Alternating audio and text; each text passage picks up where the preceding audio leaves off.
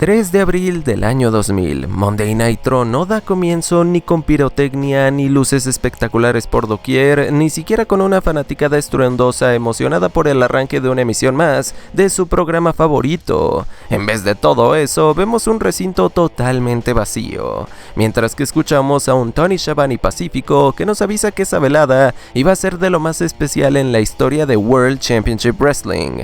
El comentarista incluso va tan lejos como para asegurar que lo va a hacer en la historia de toda la lucha profesional, porque en 7 días una nueva administración iba a asumir el poder en WCW, la combinación de Vince Russo y Eric Bischoff, los más recientes creativos principales de la empresa, uniendo fuerzas para intentar recuperar la magia que ha hecho de Monday Nitro uno de los programas premier de la industria. Acompañado por Mark Madden, los dos comentaristas se muestran entusiastas por lo que este nuevo rumbo puede significar para esta promoción, y en lo que aguardaban porque esta alianza se hiciera presente, cambiándole la cara a una compañía que ya empezaba a caerse a pedazos, tanto creativa como financieramente. Esta iteración de Nitro iba a ser en vez una recopilación de los mejores recuerdos que el programa ha dejado en 5 años de historia. Al final del show, Schiavone y Madden nos dirigen a algunas entrevistas a los luchadores del roster, a quienes se les pidió su opinión de esta unión entre Russo y Bischoff. Brian Knobbs dijo que si esto le significaba más dinerito, pues adelante. Tank Abbott mostró confianza plena en ambos viendo su historial. Uno de los hermanos Harris dijo que era lo mejor que podía sucederle a WCW. Ric Flair, por su parte, obvio la mejor entrevista de todas, dijo que llamaran a su abogado y que no podía opinar en tan solo unos segundos sobre esto, que mejor le dieran un espacio de 10 minutos para que pudiéramos conocer a fondo su opinión de Bischoff y de Russo unidos. Por último, Disco Inferno, como todo un tontote, un idiota, se quejó de no tener buena iluminación en su entrada y que esperaba por fin recibir mayor producción bajo este nuevo régimen. Así que sí, damas y caballeros, World Championship Wrestling estaba por jugar todas sus fichas, por poner toda la carne al asador, admitiendo que las cosas se le salieron de control en los últimos meses, tomando esta medida drástica casi como un grito de ayuda que les permitiera retomar un puesto prominente en la escena mainstream de la lucha profesional en Estados Unidos. Un reboot como no se había visto nunca antes en el Nitro del 10 de abril del 2000 desde el Pepsi Center en Denver, Colorado. 9,074 fanáticos iban a presenciar la historia, o quizá, solo quizá, más de lo mismo que esta promoción en picada les estaba dando ya desde antes.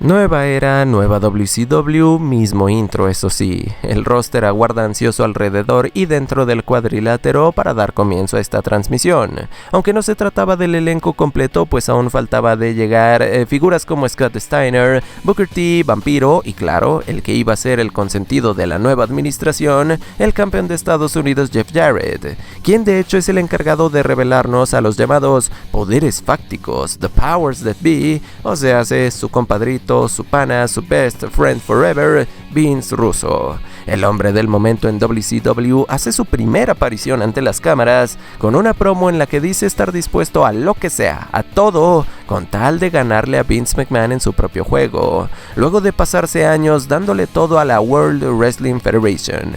Desafortunadamente no lo iba a lograr si la administración de WCW continuaba reprimiéndolo. Se le avisó que la compañía iba a tomar una nueva dirección que él supo de inmediato iba a ser una basura. Así que tomó cartas en el asunto, volviendo a tomar el poder que le correspondía. Ese mandato antiguo donde los egos regían tras bambalinas llegaba ya a su final, de una vez lo avisaba. Russo se voltea para hablar directamente con su roster, diciéndoles que este era su momento de brillar, que era la oportunidad y que debían aprovecharla. una voz fuera de cámaras interrumpe a Vince preguntándole si ya había acabado con su drama, con su discurso. No podía tratarse de nadie más que Eric Bischoff. Entonces, gente, era el momento de la verdad, el primer enfrentamiento entre las dos mentes creativas que la empresa estaba segura los iba a devolver a la tierra prometida, o más bien, quise decir, el primer abrazo entre Bischoff y Russo en la historia. No sé por qué esto lo hacen parecer todo como un gran shock, un gran impacto, porque si nunca los habíamos visto interactuar, ¿por qué debía de sorprendernos esto? Pero sí, se supone que la alianza entre Eric y Vince debía ser impresionante. ECE toma el micrófono para reiterar el punto dado por Russo. Se acabaron los años regidos por un montón de actos del pasado ya desgastados. Era su oportunidad de corregir errores del pasado. Errores como Scott Hall, Kevin Nash, Diamond Dallas Page, Sting y el más grande error de todos, Hulk Hogan. Justo en ese momento, Bischoff se pregunta dónde se encontraban estas estrellas y este conjunto aparece para encarar a Bischoff y Russo, incluido el campeón mundial Sid Vicious. Y sí, continúa ofendiéndolos verbalmente hasta que Diamond Dallas Page se cansa de escuchar ya sus payasadas, diciéndole que se fuera al demonio. Eric Bischoff afirma con certeza haberle hecho la carrera a la mayoría de los que se encontraban en el escenario de Nitro. Algunos, luego de que la WWF ya no quisiera saber nada de ellos, y a otros reviviéndoles una trayectoria que iba en picada. Y así como él los hizo, también los podía deshacer.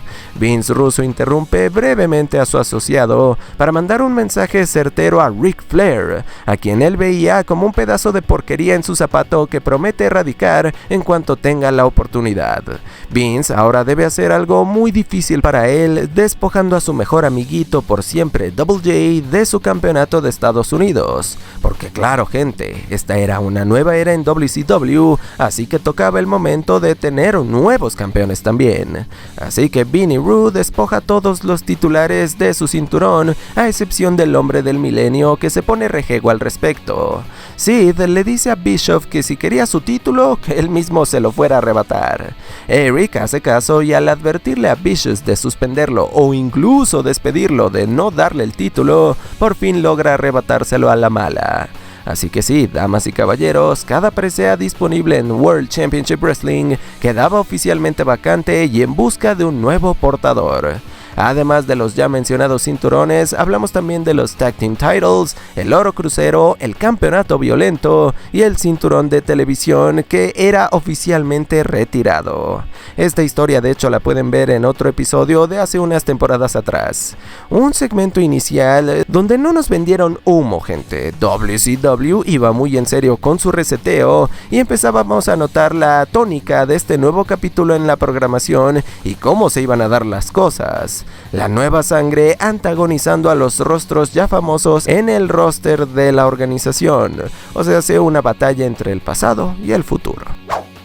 La primer contienda de la nueva era es un mano a mano entre dos de los odiados por la autoridad, Diamond Dallas Page y The Total Package. Para dejarnos más que claro quiénes eran los detestados de la nueva administración, gente, DDP y Lex Luger ven la pirotecnia, luces y temas musicales de sus entradas completamente cortados abruptamente a la mala por la producción, en base claro a las órdenes dadas por Eric Bischoff y Vince Russo. Ellos por su parte se mantienen profesionales, dándonos un combate que, bueno, no tuvo mucho chiste, fue muy rápido y con poco contenido luchístico, pero que aún así le iba a servir al ganador para avanzar en una especie de mini torneo con el que iban a determinar al hombre que se enfrentara a Jeff Jarrett en el pay-per-view Spring Stampede en 6 días nada más por el vacante campeonato mundial.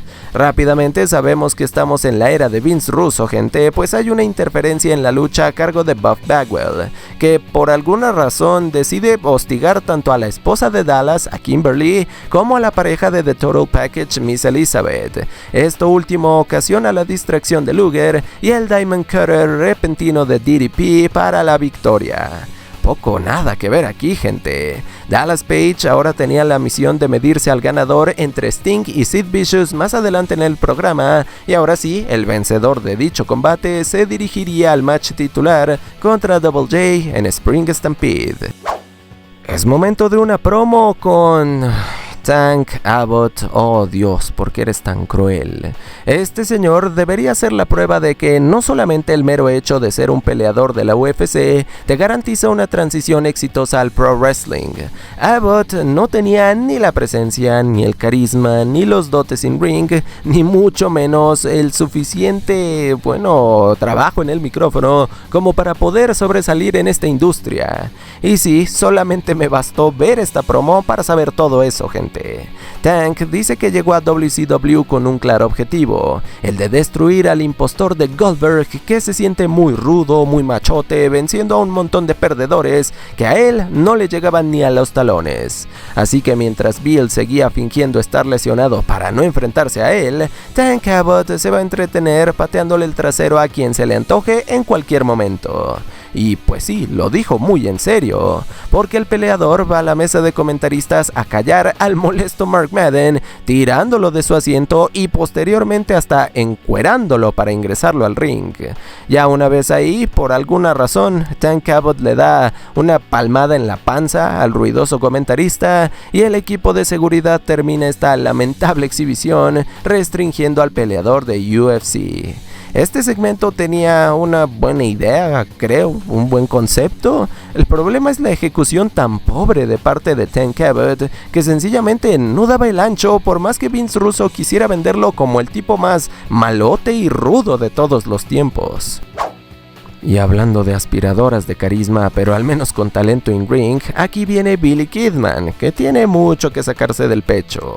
Para él, escuchar a Russo y a Bischoff diciendo que el dominio de los viejos rostros en la empresa llegaba a su final, fue como quitarse un peso gigantesco de encima, como ser liberado de una prisión en la que sufrió durante tantos años. Estaba cansado de ser rebajado por estas superestrellas de antaño, rehusándose a abrirle el camino a la nueva generación. Y entre ellos, el más grande descarado de todos era Hulk Hogan. Kidman dice que para obtener el grotesco bronceado anaranjado que Hogan tenía, solo se necesitaba de pasar todo el tiempo del mundo robando los reflectores, así como él lo ha hecho.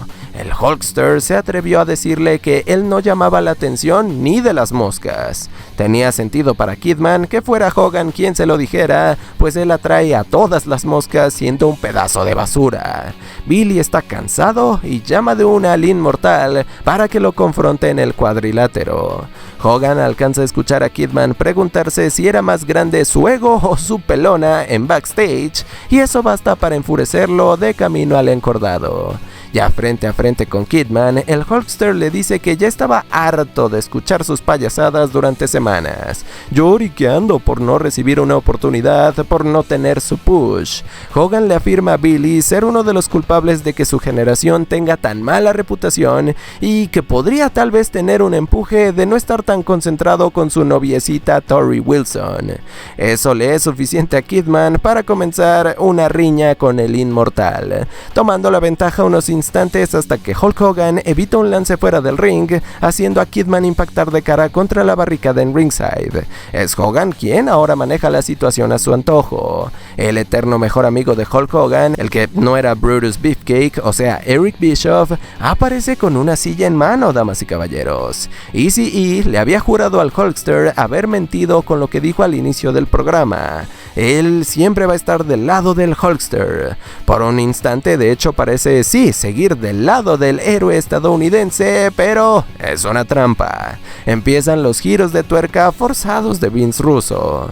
Bischoff golpea con el objeto foráneo el cráneo de Hulk Hogan y, no sé si de forma simbólica o qué, cuenta a 3 cuando Billy Kidman cubre al inmortal. Eric y Kidman después salen del cuadro contentos con lo que han logrado y Hulk Hogan permanece en la lona cubierto en líquido vital.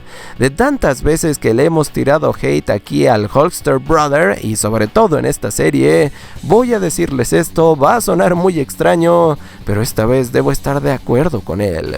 Su feudo con Billy Kidman no era para nada creíble. El joven talento sí tenía cualidades, pero tampoco era el más impresionante en el micrófono y no tenía mucha presencia. Lo de su complexión no era tanto el problema, sino más bien lo poco amenazante que aparentaba ser Billy Kidman para un Hulk Hogan que, con todo y sus estupideces previas, seguía siendo un absoluto favorito de la fanaticada de WCW. El Nature Boy ha llegado al recinto y ya escuchó lo que Vince Russo tuvo que decir sobre él al comienzo de la transmisión, pues él también tiene algunas palabras que dedicarle. La realidad es que por más que Russo quiera insultarlo e incluso llamarlo viejo desgastado, fue Vince Russo quien creció viéndolo a él e idolatrándolo a él, al gran Nature Boy. Que se olvide de llamarlo viejo, más bien puede catalogarlo como grande, porque eso es lo que él tiene, grandeza. Y a Russo le lastimaba saber que todo esto era cierto. Luego del estupendo discurso del Nate, no es Vince Russo quien aparece, gente, sino más bien Scott Steiner. Poco tiempo después, de hecho, de su controversial promo legítima, que también tiene un capítulo de la serie por si gustan checarlo. Bueno, Freakzilla llama viejo bastardo a Ric Flair y al resto de sus amigos que, según él, intentaron truncarle la carrera. Luego vuelve a recordarnos su obsesión muy extraña con los dientes de Flair y después se avienta este increíble numerito.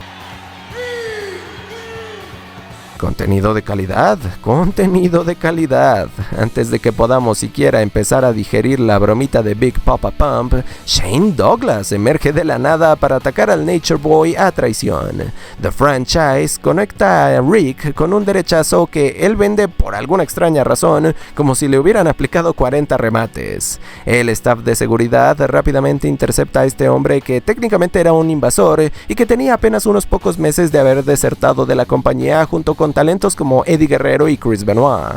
Mientras la seguridad se encargaba de Douglas, Steiner camina al cuadrilátero amenazando a un caído Nature Boy. Aunque nunca vamos a saber si planeaba hacerle algo o no, porque de la nada la producción nos envía al backstage donde vemos la llegada de Kevin Nash a la arena utilizando muletas y luego de esto, este recuadro que ya les estoy mostrando en pantalla tal como se emitió, así se veía. Al principio pensé que era una especie de misterio, pero luego me di cuenta que era Bret Hart, solo que las cámaras le quedaron a deber a la empresa, pues así de terrible era la imagen. Empezamos con estos segmentos muy ruso, gente, en que 20,000 cosas pasaban a la vez y en donde terminas sintiéndote de lo más confundido. La promo de Ric Flair me pareció estupenda, genial, la de Scott Steiner no tanto, y lo de Shane Douglas no estaba nada mal como un regreso no esperado para esa noche tan importante. La locura empezaba a desatarse de a poco en esta velada. De vuelta de comerciales, llega el momento de conocer a nuestro segundo finalista en el mini torneo para combatir ante Jeff Jarrett en Spring Stampede por el World Championship, Sting vs Sid Vicious. Hey, ¿quién lo habría dicho? Un duelo entre dos figuras de renombre que realmente llamaban la atención de los espectadores. No lo esperaría de WCW en el año 2000, pero se agradece. El combate se desenvuelve como uno esperaría. Sid hace de heel ante el eterno ídolo de WCW. De hecho, golpeándolo en la zona baja con el árbitro enfrente. Sí, mirando tal cual. Y no fue una descalificación inmediata porque WCW, supongo. El hombre del milenio domina a su gusto al Stinger, provocando el escándalo de una fanaticada al 100% del lado del ícono. Sting por fin responde con su comeback, dejando a los dos derribados en la lona y, maldita sea, otra interferencia más. En esta ocasión se trata de The Wall, quien aparece sin tener nada que ver en este asunto y cuyo gimmick en ese momento era ser fanático de los Dudley Boys. O bueno, semana a semana pues se encargaba de hacer atravesar a alguien sobre una mesa. El objetivo del muro no parece muy claro hasta que finalmente decide golpear a Sid Vicious con una silla metálica en la espalda luego de que él impactara a Sting con su bombazo. The Wall se lleva al Millennium Man a ringside y lo manda al mundo de los sueños con un lamentable chokeslam sobre la mesa. El árbitro le cuenta 10 fuera del ring a Sid y ya, eso es todo. No hay explicación alguna para que The Wall le quitara su oportunidad de recobrar el campeonato que perdió al hombre del milenio. El peor equipo de seguridad entonces se lleva al muro fuera y el Stinger ni siquiera sabe qué sucedió aquí. Solamente entiende que ganó la lucha y que avanza en el mini torneo. El match yo sé que no ambicionaba mucho, no se esperaba ser un clasicazo ni mucho menos. Sin embargo, sí me molesta que no lo dejaran siquiera desarrollarse como un sólido enfrentamiento para televisión y que en vez de eso metieran otra intromisión más de las que tanto le gustaban a Vinnie Rue. Ric Flair está de vuelta en el cuadrilátero y ahora le habla a Shane Douglas. Ya hizo su chistecito de regresar por la puerta trasera, tomarlo desprevenido y dar a conocer su punto atacándolo, ¿no? Como se ha pasado toda su carrera intentando ser él, muy real, Ric Flair le va a dar su oportunidad de demostrar que puede vencer al hombre. Así que lo reta a un duelo esa misma noche de una buena vez. ¿Para qué esperar? Bueno, en lo que esperamos nosotros a ver si la franquicia aceptaba el desafío de Flair, pasamos con nuestro siguiente combate del espectáculo, gente. Jeff Jarrett vs Curt Hennig. La historia era sencilla. Hennig llegó un poco tarde a la fiesta, así que se pregunta por qué no fue incluido en la competición por el oro mundial. Se lo pregunta directamente a Russo, de hecho. Vince se disculpa con él diciéndole que fue un grave error de su parte. Curt le recuerda a Vince su apoyo durante la época en que no salía a cámara cuando eran los poderes fácticos The Powers That Be, y como Russo sí es muy agradecido, buquea a Hennig para medirse al elegido y si era capaz de superarlo en mano a mano esa noche, entonces él obtendría la lucha por el campeonato en Spring Stampede reemplazando a Double J. Los ánimos estaban al rojo vivo, por lo que estos dos inician las hostilidades fuera del cuadrilátero. Y ¿saben qué? No sé ni para qué me molesto con relatarles algo de estas luchas, si hasta el mismo comentarista Tony Schiavone lo dice así textual, lo dice tal cual. Todos los combates que han tomado lugar en este programa han sido interrumpidos por un tema de entrada y posteriormente por un luchador.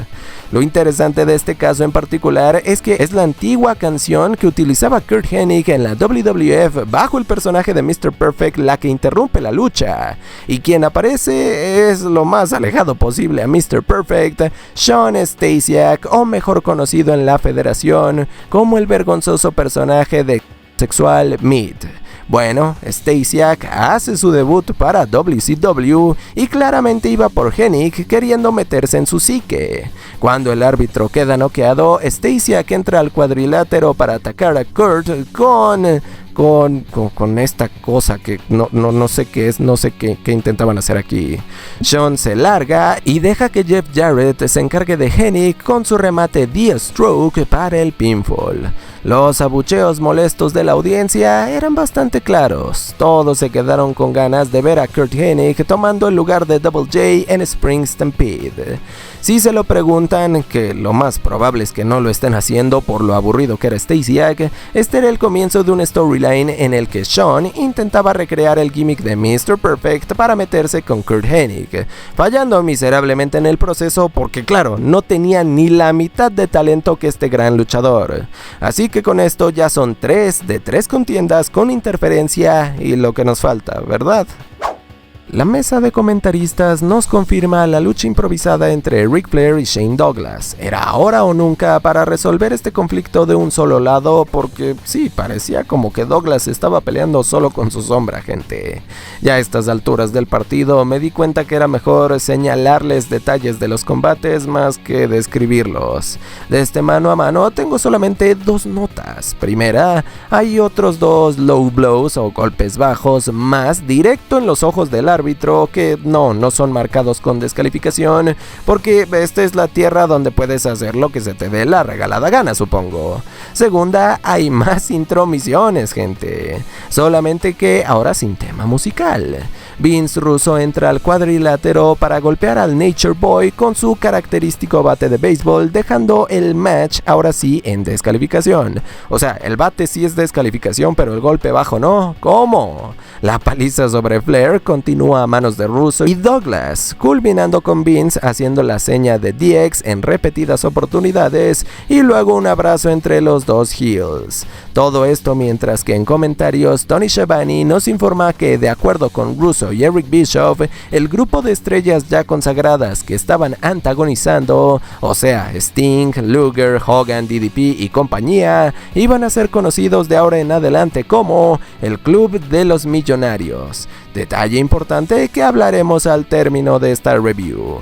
¿Qué más les digo? The New Blood se salía con la suya y sumaba a sus filas a The Franchise Shane Douglas. No sé si puedo reseñar esto como una lucha o no, no dura mucho, es más como un segmento. Ya vamos a lo que sigue. Como adelantamos, Big Sexy estaba en la casa en muletas, pero de regreso en la casa en la programación, rodeado de aplausos incesantes y una fanaticada atenta a cada bendita palabra que salía de su boca, créanme, lo over que estaba. Kevin Nash va al grano dirigiéndose a Vince Russo y Eric Bischoff. No puede creer en lo que se ha convertido ese bonito show de wrestling que producían años atrás. Les sorprende cómo es que ellos no nada más quieren sacar a personas como él y Scott Hall del negocio, sino que también se ponen a jugar al luchador al interrumpir combates que no deberían. Bueno, Nash habló con su mejor amigo Hall y los dos estaban más que preparados para patearle el trasero a ambos, porque tenían que reconocerlo tanto Bischoff como Russo. De no ser por él y por Scott Hall, ni Russo ni Bischoff serían nada en la lucha profesional. Big Sexy nos recuerda las innumerables ocasiones en que le salvaron el pellejo a Vince Russo de los juegos de backstage de Shawn Michaels en la World Wrestling Federation. Y también cómo es que gracias al NWO, Eric Bischoff se forjó un futuro, o de lo contrario, hubiera seguido siendo el sirviente del promotor Bernd Gagne en el territorio de Minnesota. Ufas, después de esta tiradera de facto sabrosa, gente, vemos a un espigado atleta surgir detrás de Big Sexy. Se trataba de nadie más y nadie menos que el vigente campeón mundial de la promoción enemiga ECW, Mike Awesome. El imponente atleta manda a la lona a Nash con una serie de contundentes golpes con su propia muleta y luego toma el micrófono para decir una sola frase con la que ya teníamos suficiente para no quererlo volver a escuchar en el micrófono. No era muy bueno. Aún así, las reacciones del público ante el artero ataque son las que se anticipaban de un debut así. La multitud abuchea, grita imbécil y todo para Awesome. Hasta ahora, este debe ser el más grande acierto de lo que va de todo el programa, gente. La promo de Kevin Nash fue una de esas favoritas de Russo donde se mezcla la realidad con la ficción. Pero esta, de tantas que produjo Russo, esta sí funciona por el carisma de Big Sexy, por su conexión con la fanaticada y porque dijo algunas verdades dolorosas. El debut del todavía campeón de ECW fue digno de arrebatarle el aliento a cualquiera. Un momento histórico para el pro wrestling en Estados Unidos, lastimosamente manchado por las bajezas que WCW andaba haciendo detrás de cámaras a ECW. Si quieren saber más al respecto, también tenemos videos sobre ello. Muy buen segmento, de verdad, no tengo queja en nada aquí. Un ensangrentado Hulk Hogan se pasó toda la noche persiguiendo a Eric Bischoff por todo el coliseo sin lograr atraparlo. Ya para la última media hora del programa, el Hulkster llegó a su punto de quiebre sin saber qué hacer y podemos verlo hablando por teléfono con su abogado en su limusina personal. El inmortal está fúrico, exigiendo que su representante legal se encargara de Eric Bischoff de una forma u otra. La ira de Hogan era tal que corre al camarógrafo que lo estaba filmando e inmediatamente después, unos segundos nada más, gente, otra cámara convenientemente localizada detrás de la limusina nos deja ver el regreso de la Homer Blanca. Perdón, ¿qué es la Homer Blanca?, se estarán preguntando. Bueno, pequeña lección de historia. Es uno de esos tantos ángulos inconclusos en WCW. Básicamente, en el verano del 99, durante el feudo entre Kevin Nash y Randy Savage, una misteriosa Homer color blanco arrolló a Big Sexy, dejando al mundo entero con la intriga de saber quién era el hombre detrás del volante al momento del terrible ataque sobre Kevin Nash. Claro, lo lógico era pensar que se trataba del mismo Macho Man, pero no, en reiteradas ocasiones él negó ser aquel que cometió el crimen, escudándose incluso en él sí conocer la identidad del atacante secreto, pero manteniéndola oculta para que, en el momento justo, la revelación tomara por sorpresa a Big Sexy y a todo el mundo. Sin embargo, dicha revelación de parte de Macho Man y el storyline se convirtieron en uno de los revoltijos más confusos que se hayan escrito en el pro wrestling. Bueno, regresando a Nitro, esta vez no hubo misterio sobre el conductor de la Hummer blanca. Eazy-E y Billy Kidman descienden del vehículo tras haber hecho trizas la limusina del Hulkster, y en otra escena posterior podemos culminar su enorme burla sobre él, pintándole las siglas del New Blood con pintura roja en su camiseta mientras que se lo llevaban en camilla al hospital al buen Hulkster Brother. Qué original de su parte eso de pintarlo, muchachos, no se había visto antes. Nadie sabe si lo de la Hummer era parte de revelar el storyline inconcluso de meses atrás, o si solamente fue un guiño que Vince y Eric se sacaron de la manga para su episodio de reboot. Lo único que sabemos es que el Hulkster había caído y que llegamos a nuestro main event de la velada. Sting vs DDP por el boleto a Spring Stampede ante Jeff Jarrett y en busca de ese gran cinturón dorado. Lucha que en papel sonaba sensacional. Hablamos de los dos talentos de casa más emblemáticos en toda la historia de World Championship Wrestling, sin contar a Goldberg, claro. Que vengan las intervenciones de una maldita buena vez. Jeff Jarrett, que estaba en la mesa de comentaristas, no pudo contenerse y se puso a payasear en ringside, obligando a Dallas Page a reventarle tremendo puñetazo en la cara. En el ring, al mismo tiempo, Vampiro entraba de la nada para traicionar a quien creíamos era su buen amigo el Stinger, aplicándole su Michinoku Driver conocido como Nail in the Coffin, el clavo en el ataúd. Con el icono caído, DDP hace la de heel, a pesar de que no era un heel, era face, y aplica su Diamond Cutter para hacerse con el combate ante Double J en Spring Stampede. Y ni se muevan de sus asientos, que aún nos queda más. El elegido sube al encordado pretendiendo romperle su guitarra en toda la cabeza a Dallas Page, pero en vez de eso, este se agacha y a quien termina impactando Jarrett es a la indefensa Kimberly en uno de los actos más bajos que Double J pudo haber cometido. De regreso del último corte publicitario de la noche, por alguna razón Russo y Bischoff nos quieren seguir torturando y mandan a Jeff Jarrett al ring para una promo final. Ya, por favor, ya era demasiado Jeff Jarrett, ya estuvo suavicremas, ya. Pero bueno, Double J dice en su discurso cliché que estaba a 6 días de cumplir su destino y consagrarse como campeón mundial de WCW, y que Dallas Page iba a pasarlo mal en Spring Stampede. DDP está igual de cansado de ver a Jeff Jarrett como yo y decide atacarlo, llevando a que se desate una desquiciada trifulca entre los ahora llamados Club de Millonarios y la Nueva Sangre. Es una locura de principio a fin, cuya cereza sobre el pastel es la aparición de Eric Bischoff y Vince Russo celebrando el nuevo comienzo que le han dado a la promoción. Sin embargo, al final del día, este era un programa buqueado ¿por quién? Por Vince Russo, y necesitábamos el definitivo giro de tuerca para finalizar la transmisión. Este plot twist se nos presentó en la forma de Bret the Hitman Hart, ahora sí siendo parte del espectáculo, apareciendo a espaldas de Russo y Bischoff, mirándolos como, no sé, maestro decepcionado por no entregar la tarea. Y así en unos segunditos nada más es como finaliza el show que Vince Russo, Eric Bischoff y el resto del conglomerado en Turner esperaban revirtiera la situación de la empresa en decadencia. 3.1 de rating en la escala Nielsen para el reboot de WCW en Monday Nitro, el mejor rating que habían tenido de hecho desde enero de aquel 2000, donde habían conseguido 3.6. Y lo cierto es que sí, podemos criticar muchísimo de este no tan asombroso programa, pero aún así debo reconocer que se sintió esta construcción de un sendero nuevo para el producto, con la llegada de nuevos competidores como Mike Awesome y supongo que Shawn Stasiak también, regresos como el de Shane Douglas, Kevin Nash y hasta el de Bret Hart, aunque ya no podía luchar en ese momento. Se estableció también el gran arco argumental que iba a regir toda la programación durante prácticamente todo el año, y que es donde comienzan los más grandes problemas con este reseteo. mismo. Porque si se dieron cuenta, por más que había dos mentes creativas diferentes a cargo, WCW no pudo evitar regresar a lo de siempre. O sea, enorme stable face versus enorme stable heel por el control absoluto de la empresa. Así es, esencialmente, el ángulo del club de millonarios en contra de la nueva sangre era una versión más del NWO versus WCW.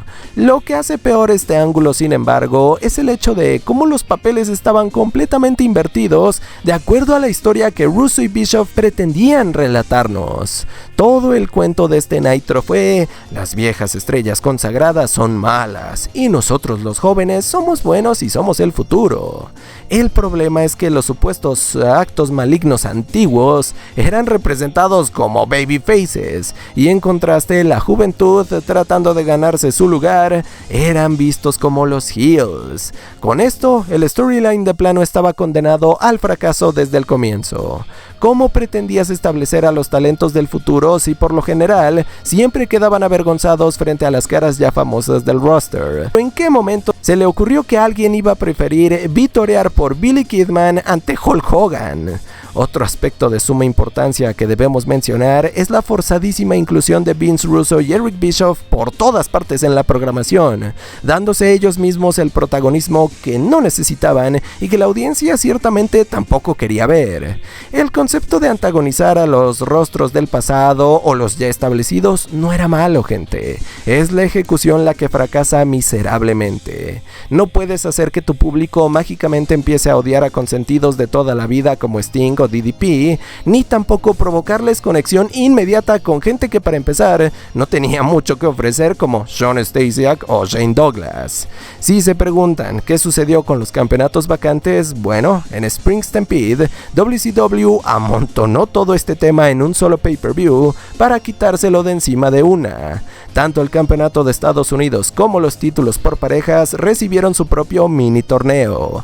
El oro estadounidense se lo llevó Scott Steiner en la final, derrotando a Sting. Buena decisión para empezar a construir el push de Freakzilla, y las preseas Tag Team fueron conquistadas por la random y combinación de Ric Flair y The Total Package.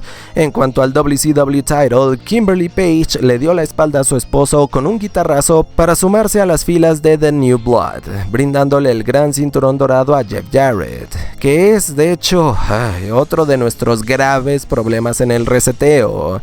La insistencia de Vince Russo de poner en el centro de todo el producto, de todo el reboot a Double J como su máximo estelarista, cuando a la multitud por lo general casi nunca le interesó, era un sacrilegio, era un sacrificio total, era una pésima idea. En resumidas cuentas, damas y caballeros, WCW, como siempre, tenía herramientas, tenía algunas buenas ideas, y sin embargo la misma mentalidad estúpida que tanto les costó en el pasado. Y si no me creen, permítanme recordarles qué pasó apenas 2 semanas después del reseteo.